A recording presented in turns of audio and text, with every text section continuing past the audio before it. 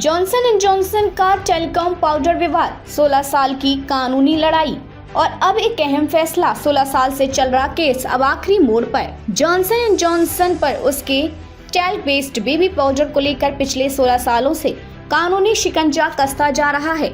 आरोप है कि इस पाउडर में एस्बेस्टोस मिला हुआ था और कैंसर का कारण बन सकता है। हजारों लोग जॉनसन एंड जॉनसन पर केस कर चुके हैं और अब टैक्स कोर्ट में एक बड़ा फैसला आने वाला है, जिससे यह मामला हमेशा के लिए सुलझ सकता है। टैल्क पाउडर और एस्बेस्टोस का कनेक्शन क्या है? टैल्क एक प्राकृतिक खनिज है जिसमें मैग्नीशियम, सिलिकॉन और ऑक्सीजन होता है, लेकिन यह एस्बेस्टस नामक एक और खनिज के साथ पाया जाता है जिसे 1973 में कार्सिनोजेन कैंसर कारक घोषित किया गया था। हालांकि कंपनियां 1970 के बाद से टैल्क और एस्बेस्टस को अलग करने की प्रक्रिया अपनाने लगी, लेकिन वैज्ञानिक अध्ययन बताते हैं कि एस्बेस्टस फ्री टैल्क भी सुरक्षित नहीं है। WHO वर्ल्ड हेल्थ ऑर्गेनाइजेशन ने 2010 में एक रिपोर्ट में बताया था कि टैल्क बेस्ड बेबी पाउडर इस्तेमाल करने वालों में ओवेरियन कैंसर का खतरा 30% से 60% तक बढ़ सकता है। पहला केस और जॉनसन एंड जॉनसन खिलाफ बढ़ती कानूनी जंग 2009। पहला मुकदमा डीनबर्ग नाम की महिला ने किया था जिनको ओवेरियन कैंसर हुआ था। 2016 पहली बार जॉनसन एंड जॉनसन को $72 मिलियन मुआवजा देने का आदेश मिला। 2018 4.69 बिलियन की सबसे बड़ी पेनल्टी 22 पीड़ितों को देने का आदेश आया। 2020 बढ़ते दबाव के चलते जॉनसन एंड जॉनसन ने नॉर्थ अमेरिका में टैल्क पाउडर बेचना बंद कर दिया। जॉनसन एंड जॉनसन की टेक्सास 2 स्टेप चाल। जॉनसन एंड जॉनसन ने अपने ऊपर से मुकदमे को बोझ हटाने के लिए टेक्सास 2 स्टेप बैंक्रप्टी नामक एक कानूनी तरकीब अपनाई। 2021 जॉनसन एंड जॉनसन ने एक नई कंपनी LTL मैनेजमेंट LLC और टैल्क पाउडर से जुड़े सारे दावों को इसमें ट्रांसफर कर दिया। फिर इस कंपनी ने बैंक्रप्टी सी दिवालिया घोषित कर दिया ताकि जॉनसन एंड जॉनसन खुद को मुकदमों से बचा सके। 2023 कोर्ट ने इस चाल को गैर कानूनी बताया और जॉनसन एंड जॉनसन का दिवालिया आवेदन रद्द कर दिया।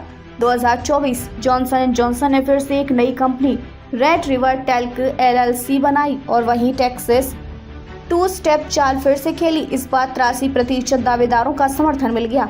अब टेक्सास कोर्ट तय करेगी कि जॉनसन एंड जॉनसन का यह प्लान मंजूर होगा या नहीं। $8.2 बिलियन का सेटलमेंट होगा, समाधान या फिर अपील। जॉनसन एंड जॉनसन ने $8.2 बिलियन लगभग 68,000 करोड़ का मुआवजा देने का प्रस्ताव दिया है, लेकिन कई वकीलों और पीड़ितों का कहना है कि यह रकम पर्याप्त नहीं है।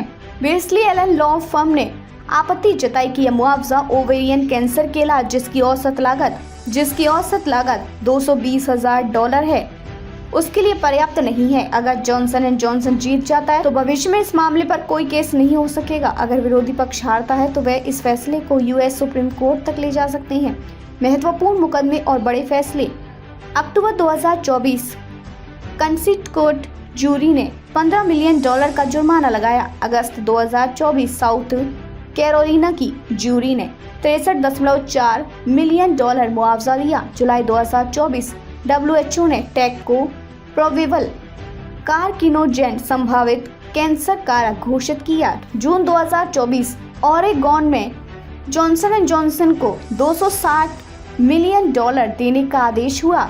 आगे क्या? टेक्सास कोर्ट अब तय करेगी कि जॉनसन एंड जॉनसन की बैंक्रप्टी प्लान सही है या नहीं। अगर कोर्ट जॉनसन एंड जॉनसन के पक्ष में फैसला देता है तो पीड़ितों को कुछ राहत मिलेगी, लेकिन कंपनी भविष्य के मुकदमों से बच जाएगी। अगर कोर्ट जॉनसन एंड जॉनसन के खिलाफ फैसला देती है तो कंपनी पर और भी भारी दावे ठोक सकते हैं।